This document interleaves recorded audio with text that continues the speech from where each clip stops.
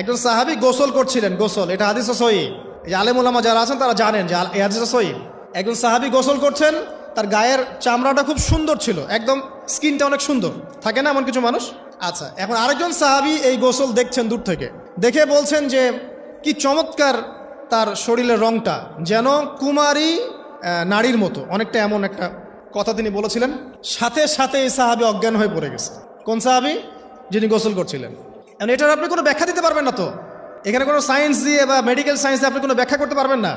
একটা ব্যাখ্যা দিতে পারেন, কিন্তু কেন সেটা হলো সেটা আপনি অ্যান্সার খুঁজে পাবেন না। তো নবী সাল্লাল্লাহু আলাইহি ওয়াসাল্লামের কাছে নিয়ে যাওয়া হলো তাকে। তিনি বললেন যে এই ব্যক্তির ব্যাপারে কি কেউ ভালো মন্দ কিছু বলেছিল? তখন একজন সাহাবী বললেন, হ্যাঁ, অমুকে বলেছে এর স্কিনটা অনেক সুন্দর, ওকে ডেকে নিয়ে আসো। ওকে ডেকে আনা হলো। ডেকে আনার পর নবীজি তাকে অনেক শাসালেন, তোমরা তোমাদের ভাইদেরকে কি মেরে ফেলতে চাও? তখন এই সাহাবী তো অবাক, আমি আবার কখন মারতে চাইলাম ইয়া রাসূলুল্লাহ? আমি তো মারতে চাই নাই, আমি তো খালি বলেছি যে তার গায়ের রংটা অনেক সুন্দর। তখন তিনি বললেন, কেন তুমি সুবহান আল্লাহ বললে না? কেন তুমি মাশা আল্লাহ বললে না? যখন মাশা আল্লাহ বলবেন, সুবহান আল্লাহ বলবেন, নজরটা লাগবে না। আর যখন আপনি মাশা আল্লাহ বলবেন না, সুবহান আল্লাহ বলবেন না, দেখবেন নজর লেগে গেছে। আপনি বিশ্বাস করেন ব্যবসা খুব ভালো চলছে, মানুষ বলল যে বাহ, তোর তো ব্যবসা হেভি, লালে লাল শাহজালাল, ঠিক আছে, দেখবেন আপনার কেনা বেচা বন্ধ হয়ে গেছে। এরকম হবে, আমার কথাটা বিশ্বাস করেন।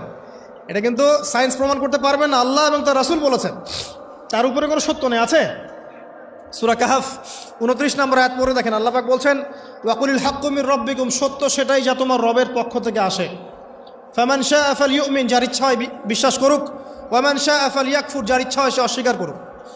এই কারণে আমরা বলি ফেসবুকে এত বেশি ছবি দেওয়া, এই আই ওয়াশ করা, এই যে শোডাউন করা, হ্যাঁ, ইসলামের কিছু কাজ করলেন একদম মানুষকে না দেখাইতে পারলে ঘুম হচ্ছে না, এগুলো বন্ধ করেন, এগুলো বন্ধ করে দেন আল্লাহর ওয়াস্তে।